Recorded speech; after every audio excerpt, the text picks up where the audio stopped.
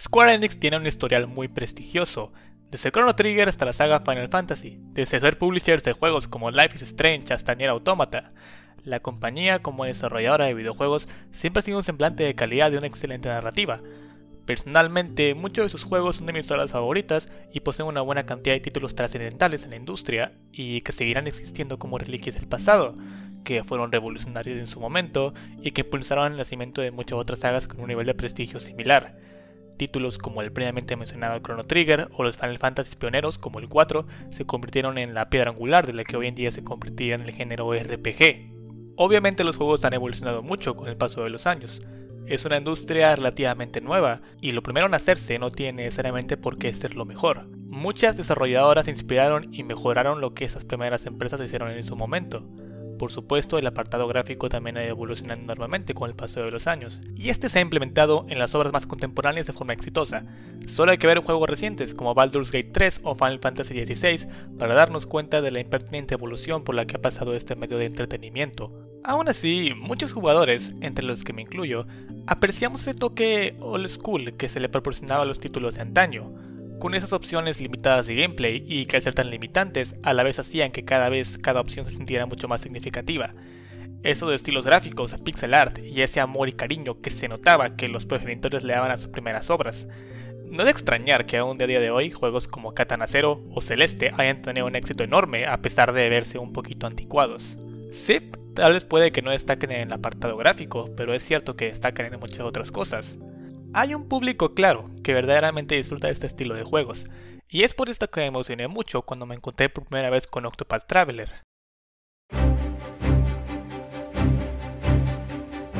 Un juego al más puro estilo old school desarrollado por Square Enix en el año 2018. No tuve oportunidad de jugar este juego directamente tan pronto salió, ya que los precios de salida de estos juegos son elevados, y al lanzarse primero para la Nintendo Switch, en vista de que absolutamente nada baja de los $60 en esta consola, me tocó esperar. Y eso fue lo que hice. Esperé, hasta que hace un par de años me di cuenta de que este juego estaba en el Xbox Game Pass de la PC, y entonces procedí a canjear los 3 meses por 10 pesos inmediatamente, solamente para jugar este juego. ¿Valió la pena? La verdad es que sí, pero a medias. Octopath Traveler 1 es un juego genial. En muchos aspectos es justamente lo que estaba esperando. Tiene justamente el estilo gráfico que estaba buscando, con una mezcla entre lo antaño y lo moderno. La música, compuesta por el talentoso Yasunori Nishiki, es magnífica, y de la misma manera, muchísimos aspectos del juego me encantaron. La jugabilidad, las mecánicas de combate, las localizaciones, los jefes, la banda sonora en momentos de tensión y de tranquilidad. Es buenísimo en todos estos aspectos. Sin embargo, a la vez se siente muy vacío. A decir verdad, nunca en mi vida había jugado un juego con tantas áreas de oportunidad tan claras como el agua. Sí, el juego es brillantísimo en muchísimas áreas, pero a la vez hay tantos pequeños detalles que podrían ser corregidos, por los cuales el juego no realiza ni el mínimo esfuerzo en reconocer. Y para empeorar todavía más las cosas, son cosas con soluciones muy sencillas, que de haberse pulido un poco más, enriquecerían la experiencia enormemente. Tanto los personajes como sus respectivas historias individuales, además de que algunas tienen un nivel narrativo bastante pobre, no se sienten conectados ni un poquito. No, en serio. No hay ninguna conexión entre esta party de 8 personajes. El atractivo del juego es que cada uno de los personajes tiene su propia travesía y se encuentran los unos a los otros por azares del destino y deciden viajar juntos para terminar sus respectivos viajes. Suena muy bonito todo, hasta romántico, pero la ejecución es, por decir lo que es, una puta mierda. Se entiende lo de las narrativas individuales y el querer darle protagonismo a cada uno de los viajeros, ya que de hecho el juego te permite elegir tu protagonista, lo cual no cambia absolutamente nada más que no puedes quitarlo de tu puta party hasta que termines la historia del personaje. Y si eres como yo, que agarraste a un protagonista medio tirándole inútil, pues el juego se te hará más difícil. Mi pregunta es, ¿de verdad era tan difícil darle aunque sea un poco de unión a los viajeros? Si es que en todo el jodido juego ninguno se dirige la palabra, ni una vez. Y como las historias individuales no son la gran cosa de por sí, al final tienes un juego con una duración de 80 horas que se vuelve pesadete, y si te lo juegas es por algunos de los aspectos rescatables que mencioné anteriormente, como la jugabilidad, que no es nada del otro mundo, pero que personalmente me ganchó. O la banda sonora de la cual no tengo quejas, porque está chingona. Y créanme que los desarrolladores se dieron cuenta de esto, porque al final medio quisieron arreglar su desmadre e hicieron un intento de conectar todas las historias con un endgame bloqueado en una estúpidamente específica cadena de sidequest, para la cual casi que obligatoriamente tienes que verte una guía, ya que el orden de las acciones que tienes que realizar y las locaciones que tienes que visitar terminan siendo mucho más laboriosos que reclutar al cabrón de Reggie en Persona 1, por poner un ejemplo. Para quien se lo pregunte, este postgame es una mierda, y se nota que no se esforzaron ni un poquito para hacer esta cochinada algo memorable. La nueva historia, entre comillas muy grandes, dura como 20 minutos, sin actuaciones de voz. Y más jodido es el jefe final, que es un dolor de huevos, siendo el jefe más difícil del juego por kilómetros y no siendo una dificultad justa.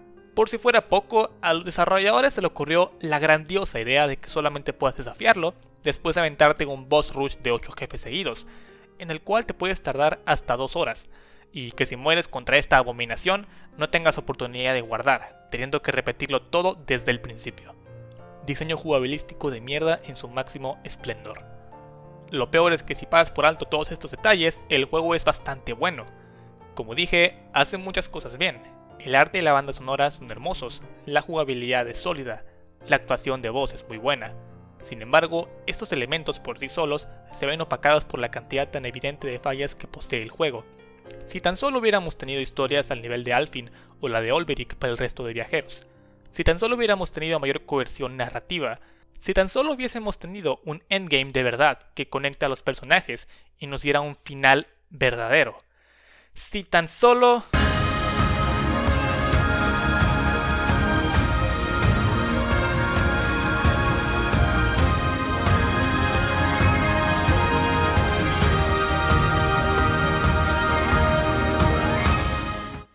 Yo creo que lo que menos esperaba del 2023 era Octopath Traveler 2.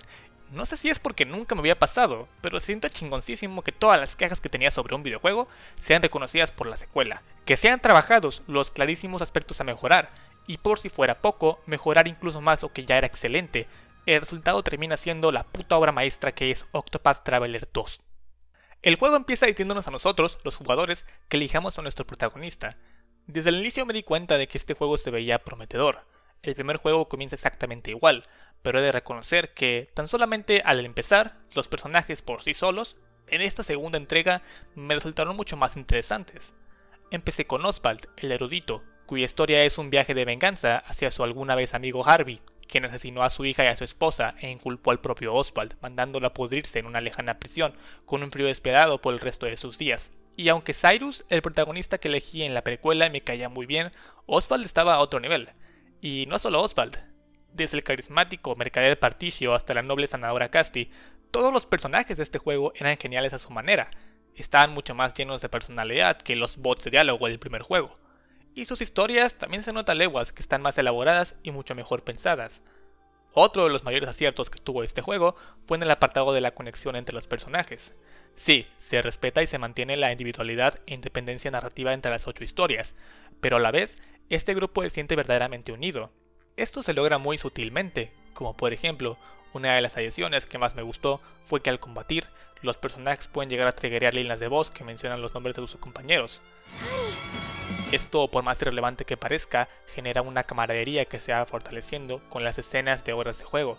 Todos los personajes hacen esto. Thank you, Casti. A fine blow, Temenos. Bravo, Hikari. Impressive, Ochette. Perfect, Throne. Brilliant, Professor. A excepción de Oswald. Pero es que Oswald es un caso especial, a él todo le importa un carajo. También se añadieron misiones nuevas bautizadas como Caminos Cruzados, y muy literalmente, como su nombre indica, involucran a 2 de los viajeros interactuando en misiones con actuación de voz completa. Esto es enorme para el desarrollo de los personajes y ayuda muchísimo a que se sienta que no están viajando juntos porque sí y ya está. Le da un poquito de propósito a las cosas. Finalmente, el endgame es millones de veces mejor que en el primer juego. Tampoco es como que sea una vara muy alta de superar, hay que ser claros. Esta vez se nota que sí se esforzaron por hacer un último capítulo memorable, con una de las mejores batallas finales que he jugado en toda mi vida. Además, el epílogo después de esto es simplemente hermoso. Otra de mis mayores quejas respecto al primer juego, que es entrar un poquito en el terreno de los spoilers, es en cuanto a los jefes. El juego se divide en capítulos para cada personaje. Para cada capítulo debemos obligatoriamente traer el personaje respectivo a nuestra party. Esto nos obliga a mantener a todos los personajes en un nivel competente para poder progresar en las 8 historias. En cada capítulo del juego original tocaba llegar a un pueblo. La historia del personaje avanzaba un poquito, entre comillas, porque realmente no avanzaba ni madres en la mayoría de los casos, y al final nos tocaba pelear contra un jefe que la mitad de las veces no venía ni al caso. Al final, muchas de esas batallas se sentían forzadas y más que una batalla de jefe, se sentían como un mandado pesadete que teníamos que realizar para continuar la historia. Esto pasa incluso con algunos jefes finales de cada historia. No daré spoilers, pero por lo menos la mitad fueron totalmente anticlimáticos. De hecho, en el juego original, solo 2 batallas finales de las 8 siquiera se dignaron a tener diálogo dentro de la pelea. Y por alguna extraña razón, solo una tuvo actuación de voz, la otra solo fue texto. Sé que es mucha queja, pero para mí, en este tipo de juegos JRPG, los jefes son importantísimos. Un jefe memorable vuelve a toda la travesía algo que valió la pena. Y el sentido de la recompensa por derrotar al malo del cuento con tus propias manos es innegable, si es que la ejecución es buena. Entonces, ¿cómo mejoran este apartado Octopath Traveler 2 respecto a su predecesor? Pues muy sencillo, corrigió todos los errores que mencioné, y lo que ya era bueno lo hizo aún mejor. Una cuestión de diseño artístico que a mí me fascina de las 2 entregas es hacer a los jefes mucho más grandes de tamaño que los protagonistas, aunque físicamente no sean así. Al hacer esto se logran 2 cosas. La primera es la imposición.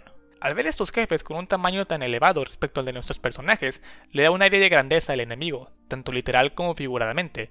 Esto vuelve a la batalla más épica y emocionante tan pronto empieza la misma. Lo segundo es el detalle. El pixel art del juego es bellísimo y es de los puntos más fuertes, tanto en la primera como en la segunda entrega, y esto se nota muchísimo en los jefes. Al tomarse la libertad de escalar los jefes a un tamaño gigantesco, los artistas pueden darse el lujo de realizar las obras más magistrales de pixel art que te vas a encontrar en cualquier juego, porque tienen más espacio para trabajar cada detalle. Pero es que a pesar de que los pixel art de la primera entrega rozan la perfección, los de la segunda entrega están a un nivel completamente diferente. Y si no me crees, aquí te estoy poniendo algunos ejemplos en pantalla de los primeros jefes. Los últimos jefes son aún mejores. También se añadieron animaciones para los ataques de los jefes, cosa que estaba ausente en el primer juego, y de la que a decir verdad no me había dado cuenta hasta que jugué el segundo. Esto le dio una capa de personalidad a los enemigos, que no pensé que cambiaría tanto mi perspectiva del juego. También en cuanto al diseño de los capítulos, es cierto que una que otra batalla se siente algo forzada, pero en general la frecuencia de jefes que sientes que tienes que combatir porque sí y que salen de quién chingado sabe dónde es mucho menor. Casi todos los combates son muy memorables y aportan algo a la historia del personaje, y algo que también me gustó mucho fue la edición de capítulos sin jefes.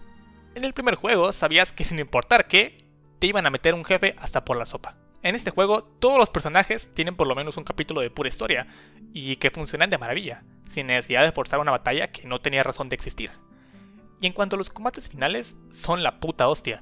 En Octopath Traveler 2 te puedo asegurar que cada combate final es epiquísimo y que no los defraudará en lo más mínimo. Espérense de todo, bandas sonoras épicas, actuaciones de voz estelares, mecánicas exclusivas de cada batalla, como segundas fases o movimientos nuevos que se desbloquean a media pelea, y por supuesto un nivel de dificultad digno de un JRPG. En cuanto a otros aspectos, aunque es verdad que el gameplay es muy leal al de la primera entrega, lo cual no tiene nada de malo, ya que nunca tuve muchas quejas con este, es cierto que este segundo juego puso propuestas muy interesantes sobre la mesa. Algunas de estas son por ejemplo los poderes latentes, los cuales son como una barrita que tiene cada personaje que al llenarse conforme pasa la batalla podemos usar al cargarse en su totalidad. Cada viajero tiene un poder latente diferente.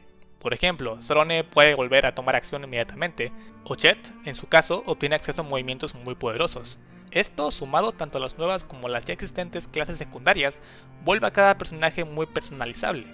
Y se siente que las opciones que podemos tomar con cada personaje son muy variadas. Puedes volver a Hikari un ladrón para que pueda autosustentar su propia vida y skill points, o puedes volver a Oswald un poderoso conjurador para hacer uso de su barra de skill points tan larga. Incluso hay gente que prefiere que el clérigo Temenos se vuelva un señor de la guerra para maximizar su poder latente de romper escudos. Hay muchísimas posibilidades y ya dependerá de cómo el jugador quiere utilizar a las unidades. También cada personaje tiene habilidades especiales en combate como la invocación de bestias de Ochet o la patada de Acnea.